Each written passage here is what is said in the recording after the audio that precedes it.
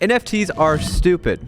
But why does it have to be an NFT? I hate NFTs! No, my friend, you just don't understand the problem that they solve. And I'm going to explain why everything should be an NFT. More specifically, how NFTs fundamentally change the way we interact with each other and how permissionless brand collaborations will change everything. Now, that is an important word. Permissionless. Now, this may be the most value-dense video I've ever made on the channel, but this is PhD level NFT information. So I'm gonna ask you to share this video later in the video, but whenever you're sold on it, just send it to someone you care about because this is gonna be huge. Okay, so what does permissionless mean? Since NFTs are simply decentralized digital assets, decentralized meaning they're not controlled by one person or business, they're accessible by everyone on a public blockchain, meaning anyone can interact with any NFT. It's decentralized. That means anyone can create a token-gated website for any NFT. You don't have to be the creator of an NFT to create token-gated websites. And this is something that we saw Tiffany company did with CryptoPunks. And so token gating simply means that if you have a token in your wallet, you get through the gate, right? So if you have this token, you get access. Whereas if you do not have the token, then you do not get through the gate. You do not get access. So an NFT is a non-fungible token, meaning if you have the NFT, you get access. And this is called token gating. So a website will simply have you connect your wallet, they check your wallet, and if your wallet has the NFT, you get in. If you don't, you don't. So I want to focus on what Tiffany Co. did with CryptoPunks because this is actually going to be massive, and what they did went very under the radar. So basically, Tiffany is a high-end luxury jewelry company that sells jewelry that ranges in the tens of thousands of dollars, very expensive custom jewelry. And what they actually decided to do was create a custom Netflix specifically for CryptoPunk holders. So what they did for this was actually create a token-gated website, but it was only token-gated for people that had CryptoPunk NFTs in their wallets. So you had to have a CryptoPunk to access their website. So what they then did was sold an NFT for 30 Ethereum or around $50,000 at the time on this token gated website. And basically what happened is NFT holders could then submit the CryptoPunk that was in their wallet, and Tiffany would actually make a custom piece matching their punk's traits and aesthetic. So this is what I am calling a permissionless brand collaboration because there was no official partnership between Tiffany and Yuga Labs, the company that owns CryptoPunks right now. So only CryptoPunk holders could access this website to buy a $50,000 NFT. And so the really interesting thing here is that Tiffany did this without having to get permission from Yuga Labs, the creator or owner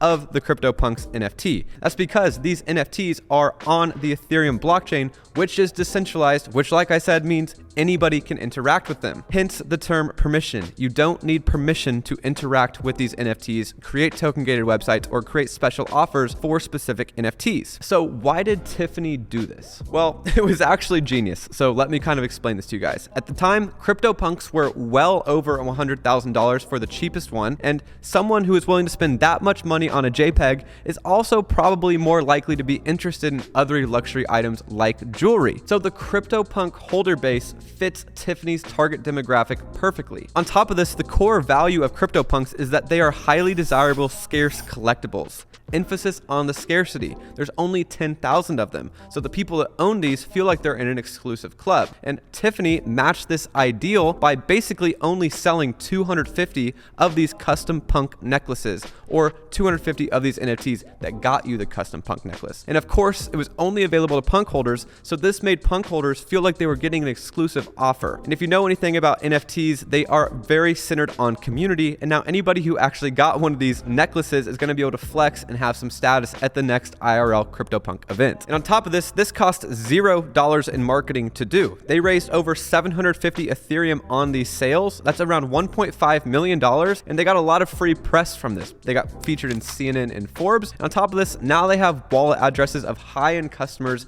that they can retarget down the line, which is really powerful. They can now send future token-gated offers to these wallets because they know that these people are now interested in Tiffany jewelry. So you may be asking yourself, Brett, why does this matter? Why should I care? I don't care about jewelry. I don't have $50,000. I don't have a CryptoPunk. But you have to understand the implication that this has on all brand collaborations in the future. Let me break it down into something that you might relate to. So let's say that all Netflix subscriptions were NFTs, meaning meaning that if you have a monthly subscription for Netflix, they basically send you a NFT into your wallet that you can't trade, you can't transfer, but as long as you pay your $15 a month, the NFT stays in your wallet. You then connect your wallet to the website and you get access to Netflix. If you stop paying the subscription, the NFT automatically gets pulled from your wallet. So imagine that concept where all Netflix subscribers have to have a Netflix NFT in their wallet, okay? So let's say you own a popcorn company. And let's say you want to run a 20% off promotion only for Netflix NFT holders. Well, all you would do is make a separate section on your website.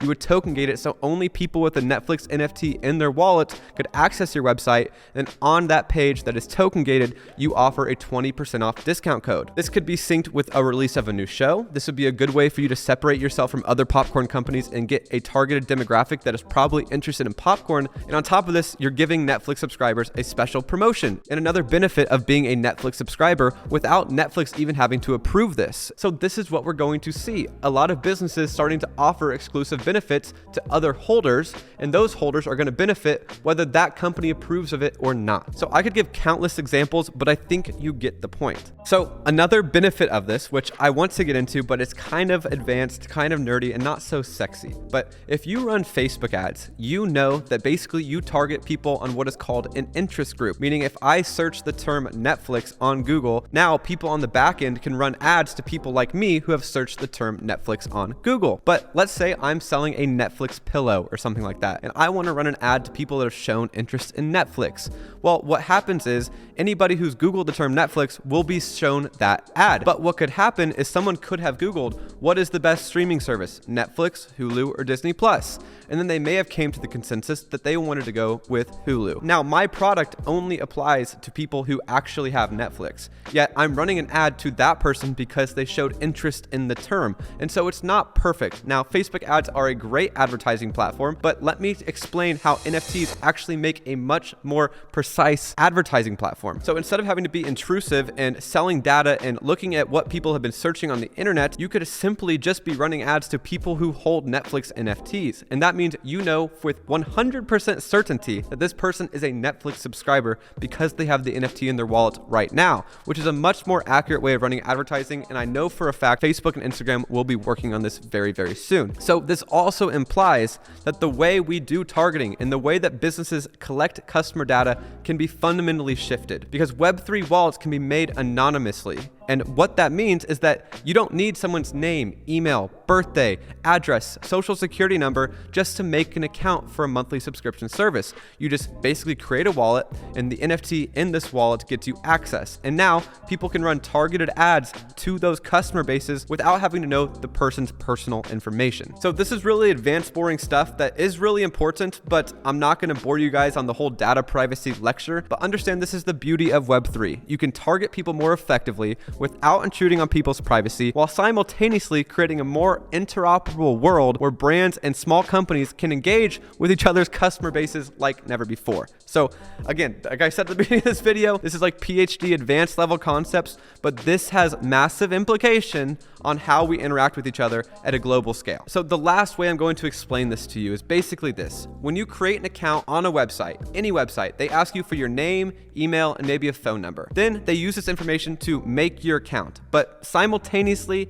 they offer this info for sale to other companies. So now another company can buy this information from you, and now they can connect that email address to the 6 other accounts that you use that email address to set up. They can start creating groups of people that are interested in similar things. So if you use this email to sign up for Netflix and you use this email to sign up for Amazon and then BarkBox and then I don't know, something like Hub, since you signed up with the same email for all these accounts, they can now track your behavior on all these platforms and then conglomerate it and start making a profile about your online behaviors. And this information is available to all the big companies because they're just selling your data back and forth. So this is a very highly controversial topic in general, selling people's data, but this is really only available to the top companies that are willing to pay top dollar. And again, this is an extremely unnecessary invasion of our privacy. And so this is really interesting because NFTs can can achieve the exact same goal without exposing your identity while simultaneously making this information available to everyone, which evens the playing field for everyday small local businesses. So if you think about it, when you create an account for Netflix, your information's vertical right here. It doesn't get shared to anybody else. Nobody else knows you have a Netflix account until